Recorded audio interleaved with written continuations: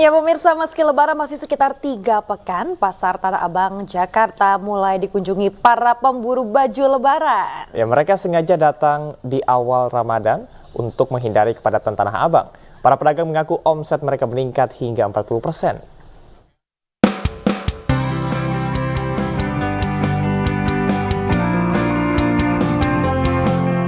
Ya pemirsa, Hari Raya Idul Fitri memang masih lama, masih ada 3 minggu lagi, tapi ternyata animo masyarakat dalam berburu baju lebaran ini sudah sangat tinggi. Di Pasar Tanah Abang Blok A ini dari tadi sudah banyak sekali masyarakat yang mencari baju lebaran. Pasar Tanah Abang Jakarta mulai ramai dikunjungi para pemburu baju lebaran. Tidak hanya warga Jakarta, sejumlah warga luar Jakarta pun rela jauh-jauh datang ke Pasar Tanah Abang untuk berburu baju lebaran. Ramainya pengunjung Tanah Abang menjadi berkah bagi para pedagang. Terlebih sebelumnya, Tanah Abang sempat sepi karena dilanda pandemi. Para pedagang di Tanah Abang pun mengaku mengalami kenaikan omset saat memasuki bulan Ramadan ini. Kenaikan di awal Ramadan mencapai 40%. 40% bisa, ya. Puncak keramaian diperkirakan pertengahan Ramadan. Ya, pertengahan atau enggak 10 hari setelah Ramadan. Salah satu pengunjung dari Batang, Jawa Tengah, Nikem, mengaku sengaja datang ke Tanah Abang di awal Ramadan untuk hindari kepadatan jelang Lebaran. Pasar Tanah Abang dipilih sebagai lokasi berbelanja karena baju lebaran yang dijual di Tanah Abang beraneka ragam, terutama baju muslim. Selain itu, harga di Tanah Abang relatif lebih murah dibandingkan tempat lain. Iya, karena waktunya masih di awal Ramadan ya, mungkin nggak terlalu ramai dibandingkan ketika sudah mepet Hari Raya Idul Fitri begitu. Sementara itu, salah satu pengunjung dari Bekasi, Siti Hajar, mengaku datang ke Tanah Abang untuk berbelanja lebih banyak, seperti untuk membeli baju keluarga yang akan dipakai di Hari Raya. Sih kita kalau ke sini buat satu keluarga gitu Mbak. Kadang karena kita keluarga besar ya kalau Betawi, jadi biasa rata-rata nyarinya samaan buat sekeluarga besar. Ini kebetulan nyari buat yang laki-laki nih. Berarti total ada sekitar 8 dewasa sama anak-anak ya. Kayaknya sih tahun ini kita sengaja nyarinya yang gamis gitu. Jadi biar samaan gamis buat sholat Id kan sama keliling gitu. Selain baju untuk keluarga, para pengunjung Tanah Abang, terutama perempuan, mengaku datang ke Tanah Abang untuk mencari baju gamis yang sedang tren. Nah kalau tadi kami berbincang dengan pedagangnya, kalau baju untuk perempuan nih yang lagi ngetren adalah baju gamis shimmer. Nah ini lihat nih, warnanya ini memang shimmer, mengkilap begitu, dan kalau saya pegang tadi bahannya halus sekali, lalu juga warnanya cantik dan juga ada motif-motifnya. Nah untuk baju-baju shimmer ini harganya adalah Rp280.000, jadi memang cukup affordable dan juga terjangkau, dan pasti warnanya cantik-cantik. Selain baju-baju ini ada banyak sekali ribuan model baju-baju lebaran. Dari pemirsa yang juga belum mendapatkan baju lebaran bisa langsung datang saja ke Pasar Tanah Abang Blok A. Dari Jakarta, Amrina Rida Laksana, Anyus melaporkan. Ya pemirsa, bulan Ramadan identik dengan pasar sore Ramadan yang menjual berbagai menu takjil untuk berbuka puasa. Di Yogyakarta, setiap Ramadan Kampung Ramadan Jogokarian selalu ramai dengan pengunjung yang berbelanja makanan untuk berbuka puasa.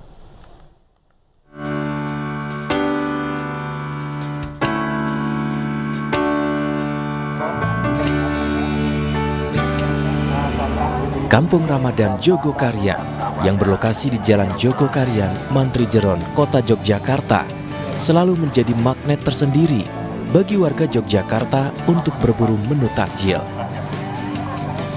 Aneka menu tradisional dan kekinian dijajakan oleh sekitar 300 lebih lapak UMKM.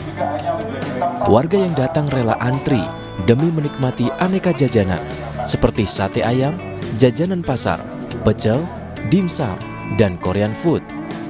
Tidak hanya itu, aneka minuman menyegarkan juga bisa ditemui di sini.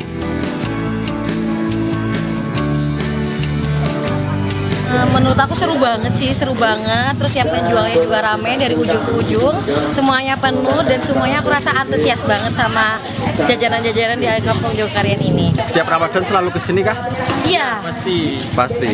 Kangen pasti dari tahun-tahun sebelumnya, karena kan ya eventnya setahun sekali gitu pas bulan puasa aja. Selain untuk menyemarakan bulan Ramadan, Kampung Ramadan Jogokaryan juga digelar untuk meningkatkan perekonomian warga Yogyakarta. Alhamdulillah untuk Kampung Ramadan Jogokaryan tahun ini adalah yang ke-20 dan kita mengambil tema 20 tahun perjalanan Kampung Ramadan Jogokaryan. Nah, untuk jumlah stand ya Mas? Ya, jumlah stand berapa Mas? Tahun ini kita lebih dari 300 pedagang membuka stand di Kampung Ramadan Jogokaryan ini sepanjang jalan Kampung Ramadan Jogokaryan.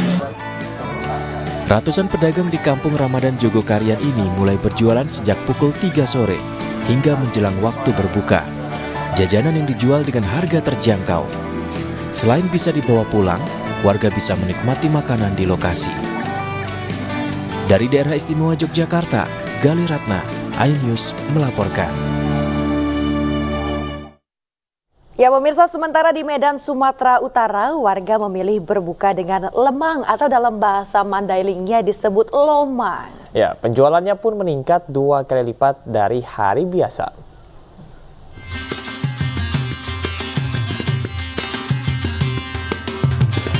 Lemang atau bahasa Mandailingnya disebut lomang adalah makanan khas Medan yang terbuat dari beras ketan.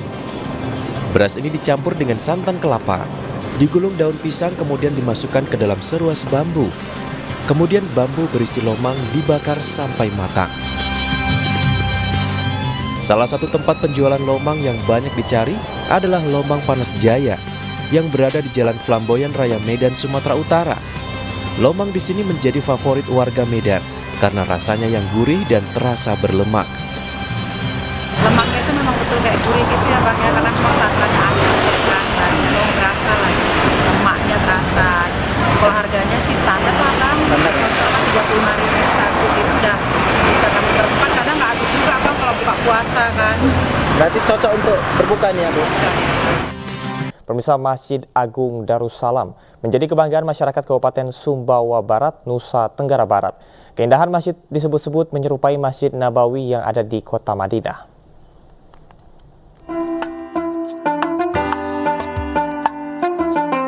Berdiri di tanah seluas 45 hektar, Masjid Agung Darussalam, Komplek Kumuntar, Telu Center menjadi pusat keagamaan di kota Taliwang, Kabupaten Sumbawa Barat, Nusa Tenggara Barat.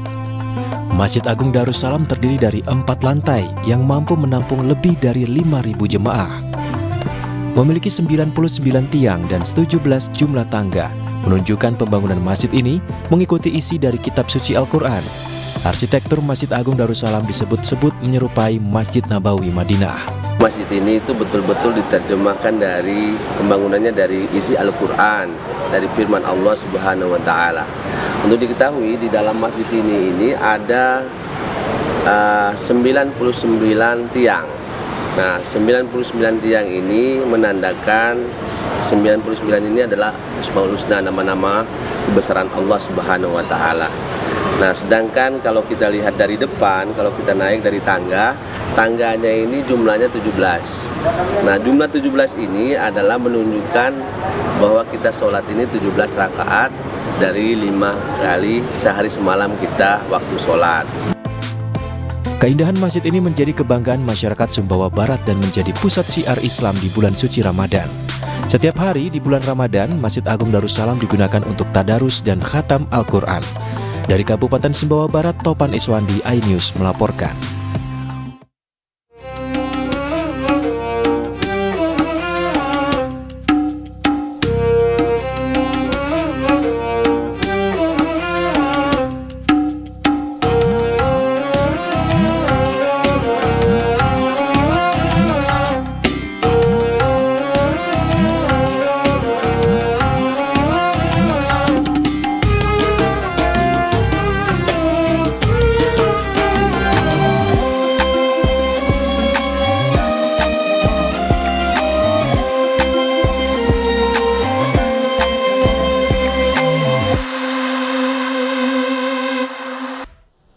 Ya, Anda kembali di Anyus Pagi bersama saya Yasmina Tania. Pemirsa, razia pedagang kaki lima yang digelar petugas Satpol PP di kawasan Senen, Jakarta Pusat diwarnai amukan sejumlah pedagang.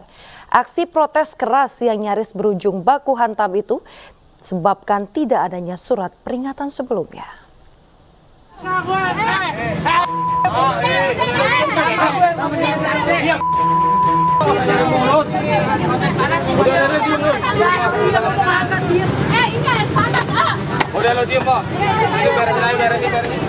Salah seorang pedagang kaki lima mengamuk saat lapak dagangan yang berada di atas trotoar di Jalan Senen Raya Jakarta Pusat siang tadi menjadi sasaran razia petugas Satpol PP. Tak hanya meracau hebat memaki petugas, pedagang ini bahkan nyaris menyerang petugas.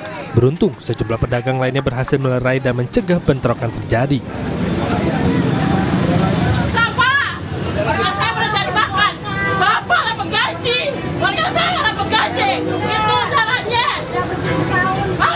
Aksi protes keras juga dilayangkan seorang wanita pedagang saat mendapatkan giliran ditertibkan. Dirinya tidak terima dengan razia yang dilakukan saat bulan suci Ramadan karena sangat mengganggu ketenangan. Selain tidak adanya surat peringatan sebelumnya, kemarahan pedagang juga disebabkan tidak adanya pemasukan untuk memenuhi kebutuhan puasa dan lebaran nanti. Itu kesian mereka belum puasa. Kalau pemberitahuan mendingan kali dua kali baru ini kagak boro-boro. Jadi langsung ditindak itu Bu, diangkut gitu Bu? Iya, mau langsung diangkut. Meski menuai reaksi protes keras dari pedagang, namun petugas mengaku terpaksa melakukan razia mengingat telah dikuasainya trotoar jalan oleh para pedagang. Tujuannya untuk mengembalikan wajah ibu kota yang rapi, nyaman, dan bersih selama bulan suci Ramadan. Jadi terdapatnya para pelaku atau warga yang menempati trotoar maupun badan jalan, ya. Dan ini memang hal yang biasa tiap tahun, tapi sudah semakin semrawut. Buktinya kita lihat sendiri, lihat sampah di mana-mana, trotoar diokupasi, ya tentunya kita harus bertindak. Pada razia kali ini, petugas berhasil menjaring belasan lapak pedagang kaki lima yang langsung dievakuasi ke kantor wali kota Jakarta Pusat. Dari Jakarta, Rani Sanjaya, iNews melaporkan.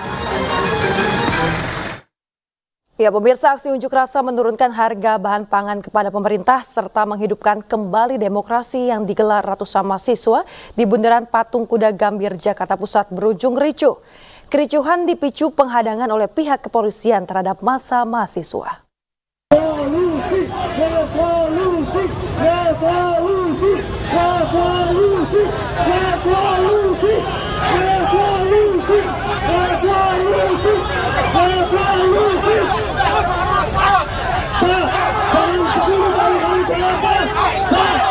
Aksi saling dorong, saling tarik, dan adu mulut antara massa mahasiswa dengan petugas kepolisian terjadi di Bundaran Patung Kuda Gambir, Jakarta Pusat, Senin petang.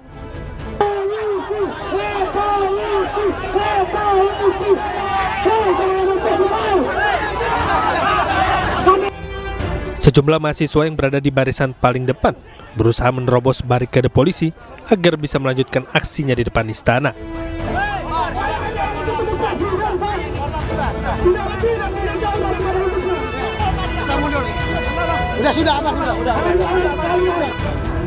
Saling adu kekuatan di antara keduanya, bahkan nyaris berujung pada baku hantam.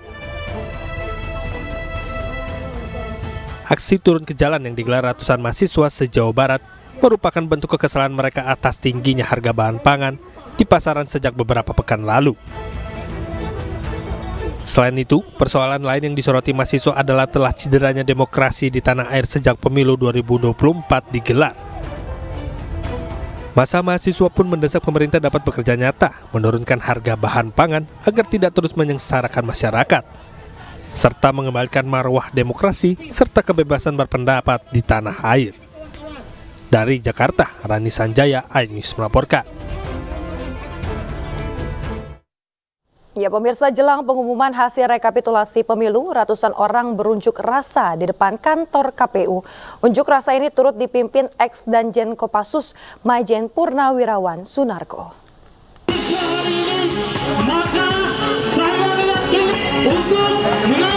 Massa dari berbagai kalangan berkumpul di depan gedung Komisi Pemilihan Umum KPU RI Senin siang. Massa yang menamakan diri Aksi Nasional Gerakan Masyarakat Sipil Selamatkan Demokrasi Indonesia berunjuk rasa memprotes dugaan kecurangan pemilu 2024. Massa menilai kecurangan pemilu 2024 sangat jelas terlihat dan sangat masif.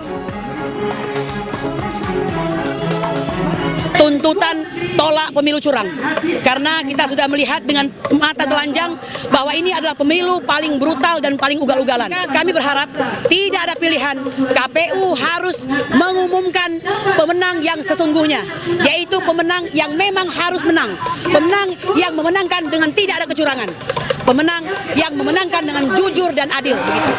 Jika tidak, Anda tahu faktanya apa? Bahwa ini akan menimbulkan perpecah belahan, akan menimbulkan keresahan dan keonaran di masyarakat. Mantan Danjen Kopassus Maijen Purnawirawan Sunarko turut memimpin unjuk rasa di depan kantor KPU RI Senin siang. Dalam orasinya, Sunarko menyatakan pemilu 2024 banyak ditemukan kecurangan dan ketidakjujuran. Dalam aksi unjuk rasa ini, massa membawa 4 tuntutan, yakni meminta Presiden Jokowi mundur, mendiskualifikasi pasangan Prabowo Gibran, meminta audit Sirekap KPU, dan mengadili seluruh komisioner KPU RI. Rencananya unjuk rasa ini akan digelar selama 3 hari dengan puncaknya pada 20 Maret 2024.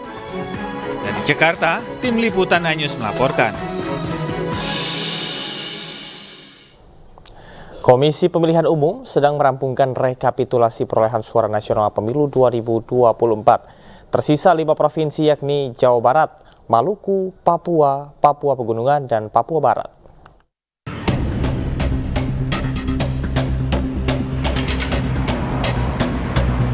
Komisi Pemilihan Umum akan segera merampungkan rekapitulasi perolehan suara nasional pemilu 2024. Total, KPU telah menyelesaikan penghitungan perolehan suara di 33 provinsi. Tersisa 5 provinsi yang masih dalam proses rekapitulasi, yakni Jawa Barat, Maluku, Papua, Papua Pegunungan, dan Papua Barat. Dari hasil rekapitulasi di 33 provinsi yang telah rampung, paslon Capres-Cawapres nomor urut 2 Prabowo Subianto Gibran Rakabuming Raka unggul di 31 provinsi. Sementara paslon Capres-Cawapres Anies Baswedan Muhaimin Iskandar unggul di 2 provinsi, yakni Sumatera Barat dan Aceh. Sedangkan paslon Capres-Cawapres Ganjar Pranowo Mahfud MD tercatat berada di peringkat ketiga dari hasil rekapitulasi KPU di 33 provinsi. Sementara untuk di luar negeri, sebanyak 127 PPLN telah melaksanakan rekapitulasi nasional. Data rincian perolehan suara pasangan calon presiden wakil presiden untuk PPLN. Pasangan calon nomor 1, 125110. Pasangan calon nomor 2, 427, berapa tuh? 871. Pasangan calon nomor 3, 118385. KPU akan langsung mengumumkan penetapan hasil pemilu 2024 jika 38 provinsi terampung rekapitulasi nasional. Sementara itu, batas akhir penetapan hasil pemilu ialah 20 Maret 2024. Dari Jakarta, tim liputan iNews melaporkan. Ya, pemirsa, Karopenmas Divisi Humas Polri Brigjen Pol Trunoyudo Wisnu Andiko mengatakan bahwa situasi pasca pemilu 2024 masih aman terkendali. Polri telah melakukan pengamanan sesuai dengan aturan dan juga undang-undang. Alhamdulillah, situasi aman, terkendali, kemudian damai dan sejuk. Tentunya ini juga berkat seluruh elemen masyarakat bergandengan tangan bagaimana membuat suasana ini dan juga momentum bulan Ramadan adalah bulan berkah. Itu rekan-rekan yang bisa kami sampaikan. Dinamika setiap perkembangan pada tahapan pemilu, rekan-rekan media juga monitor ya. Tentu yang disampaikan tadi terkait dengan penyampaian atau kebebasan mengungkapkan pendapat di muka umum tentu telah diatur dalam peraturan undang-undang ya. Artinya segala sesuatu dalam mengungkapkan pendapat secara konstitusi dibolehkan, namun demikian secara hukum diatur, secara undang-undang diatur, maka Polri akan melakukan pengamanan sebagai koridor pengamanan karena salah satu daripada kehidupan bermasyarakat dalam mengungkapkan pendapat, tentu Polri akan mengamankan sebagaimana koridor pada aturan undang-undang yang berlaku. Tentu ada ya terkait dengan pengamanan, dan ini menjadi kewajiban bagi kita atau Polri untuk melakukan pengamanan yang termasuk di dalam operasi Mantap Brata 2024. Yang dikedepankannya adalah kan preemptif dan juga preventif. Pemirsa, resah hak angket dugaan kecurangan pemilu tak kunjung terwujud. Koalisi Perubahan pengusung Capres Anies Baswedan berencana mengusulkan hak angket terlebih dahulu. Sementara PDI Perjuangan masih menyusun naskah akademik sebelum menggulirkan hak angket di DPR.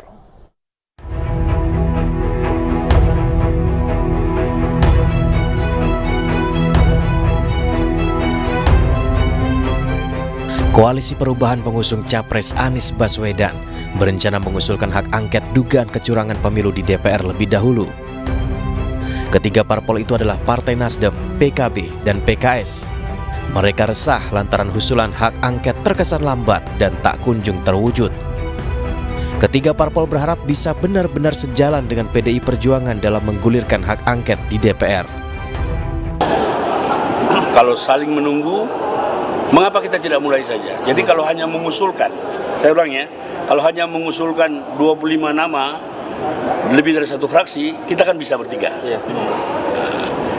Kalau ide ini diterima, kami berharap bertemu PDIP di paripurna. Ya dong. Berarti itu artinya begini, kita rasional. Kalau kami terus yang maju, hanya kami bertiga ini tidak bakal menang. Sebaliknya juga, kalau PDIP sendiri yang maju tidak bakal menang. Tapi kalau tunggu-tunggu begini nggak ada yang mulai, kami akan ajukan usul. Para sekjen akan ajukan usul kepada pimpinan. Bagaimana kalau kita mulai, pengusulannya kita yang mulai, tiga partai ini. Sementara itu, PDI Perjuangan telah menyusun naskah akademik sebanyak 101 halaman terkait implementasi sejumlah undang-undang yang berbau penyalahgunaan kekuasaan dan pelanggaran hukum. Naskah disunting langsung oleh Cawapres nomor urut 3, Mahfud MD. Menurut Mahfud, Ketua Umum PDI Perjuangan Megawati Soekarno Putri serius mengawal hak angket meski tidak turun tangan langsung. Tadi saya katakan Bu Mega itu bukan tidak mau memimpin. Jangan dibilang Bu Mega diajak memimpin lalu tidak, bukan. Bu Mega itu mau. Tetapi ini belum saatnya karena perkembangan politik itu masih dinamis. Masih banyak yang akan terjadi. Jadi Bu Mega itu menganggap untuk angket dan hukum itu langsung jalan aja, lurus, tegas gitu. Tapi itu sebenarnya belum perlu turun tangannya Bu Mega untuk memimpin itu. Bu Mega masih menunggu situasi yang lebih konkret dilihat dari berbagai aspek.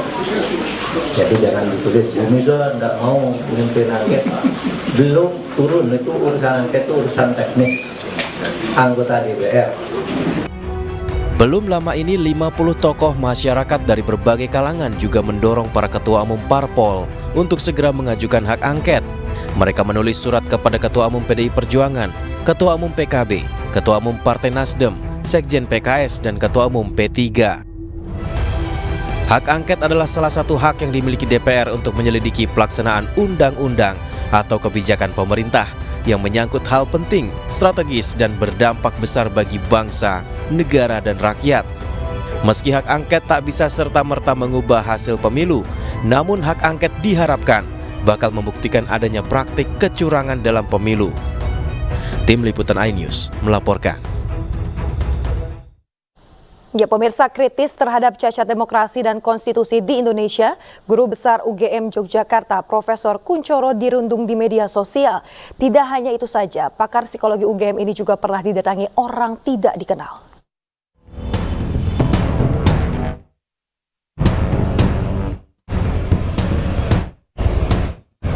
Sejak bersikap kritis dengan mengeluarkan petisi yang ditujukan untuk Presiden Joko Widodo pada 31 Januari lalu, Guru Besar Universitas Gadjah Mada Yogyakarta, Profesor Kuncoro, mengaku mendapat perundungan dan dugaan intimidasi.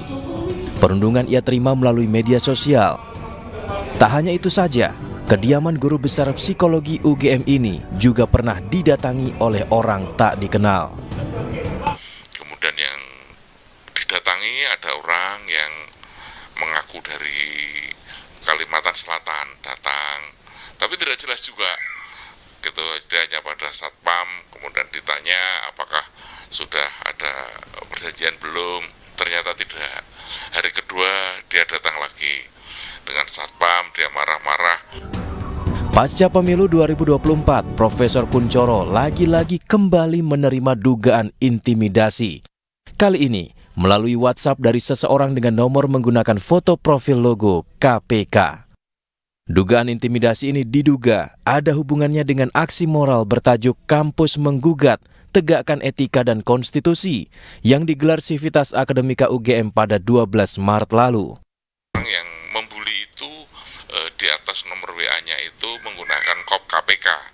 Nah, yang ini saya dibuat seperti itu, saya tidak takut karena tidak benar. Mosok KPK kemudian pada saya seperti itu. Nah, ketika saya gertak bahwa akan saya laporkan, setelah itu dia diam, tidak ada punya pengaruh apa-apa. Meski mendapatkan serangkaian dugaan intimidasi, namun tekad Profesor Kuncoro dalam menegakkan moral etika berdemokrasi tak pernah kendor. Ia menegaskan jika petisi dan gerakan kampus bukanlah didorong kebencian terhadap Presiden Joko Widodo, melainkan demi masa depan demokrasi dan konstitusi Indonesia. Dari Sleman, Yogyakarta, Heru Trijoko, iNews melaporkan. Kementerian Ketenagakerjaan menerbitkan Surat Edaran Nomor 2 Tahun 2024 tentang pelaksanaan pemberian tunjangan Hari Raya Keagamaan bagi pekerja atau buruh di perusahaan. Dalam surat edaran, Menaker Ida Fauziah menekankan pembayaran THR paling lambat 7 hari sebelum Hari Raya dan tidak boleh dicicil.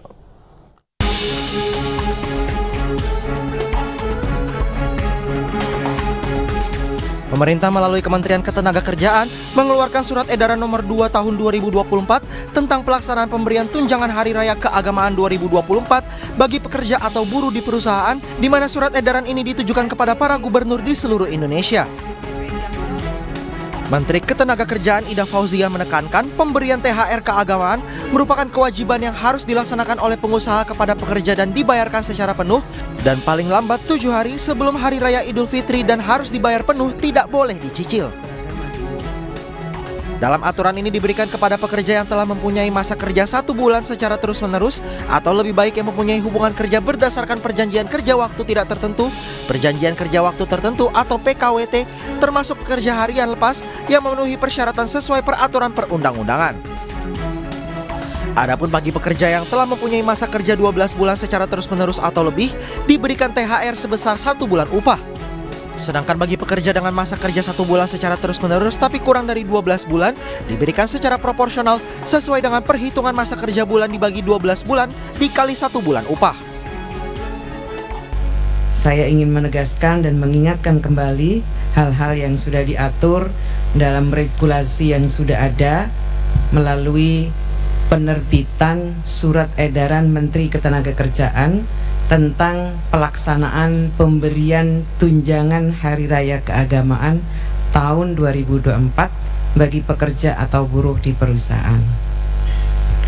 Pemberian THR merupakan kewajiban, maksud saya THR keagamaan adalah merupakan kewajiban yang harus dilaksanakan oleh pengusaha kepada pekerja atau buruh.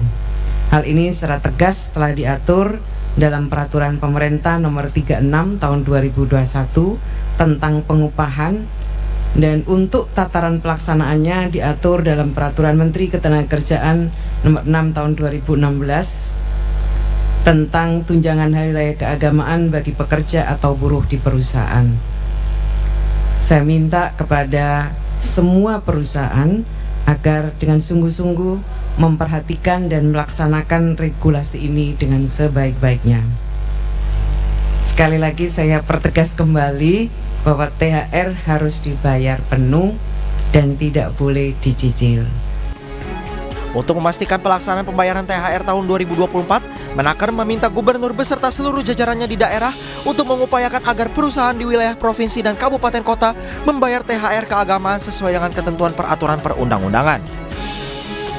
Di samping itu, Kemenaker juga membuka posko THR untuk melayani konsultasi perhitungan THR peserta pengaduan secara fisik atau tatap muka dan juga secara online. Dari Jakarta, tim liputan iNews melaporkan. Ya, pemirsa, MNC Peduli melalui program Generasi Cerdas Anak Bangsa menyalurkan susu tinggi kalori kepada anak-anak yang terindikasi gizi buruk dan stunting di Kelurahan Kebonsiri, Menteng, Jakarta Pusat. Selain itu, MNC Peduli juga menyalurkan bantuan peralatan sekolah.